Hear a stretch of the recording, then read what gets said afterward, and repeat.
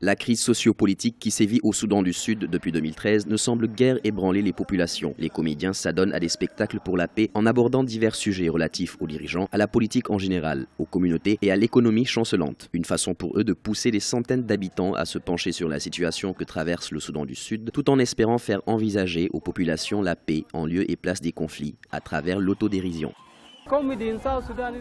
Au Soudan du Sud, la comédie attire de plus en plus parce que nous ciblons notre peuple, tout ce qu'il fait dans sa vie de tous les jours. Et quand nous nous réunissons et faisons la comédie, les gens en rient. Cela leur permet de libérer ces mauvaises choses ou traumatismes de leur cœur et ils y gagnent une certaine sérénité. L'événement est organisé par la MINUS, Mission des Nations Unies au Soudan du Sud, et Free Voice, une organisation non gouvernementale locale. Il a connu un fort succès à Juba, la capitale. Mais en dehors de ces quelques heures hilarantes, le décor qui règne rappelle rapidement aux populations que le pays est au bord du génocide. Sans doute, l'occasion d'étendre davantage ce genre d'événements dans les autres parties du pays. C'est un événement assez intéressant. Quand cela arrive de temps en temps, vous pouvez envoyer des messages de paix au peuple. Parce que notre pays a besoin de paix.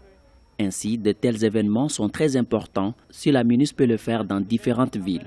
Pas seulement dans la ville de Juba, mais d'autres villes. Les messages de paix atteindront la société entière. L'année 2013 marque le début d'une guerre civile au Soudan du Sud, particulièrement sanglante entre partisans du président Salva Kiir et ceux de son ex-vice-président Riek Machar. Elle a contraint des millions de personnes à fuir leur maison, mettant l'économie productrice de pétrole en retard. Cette même économie est également affectée par la pire sécheresse que le plus jeune État du monde ait connue.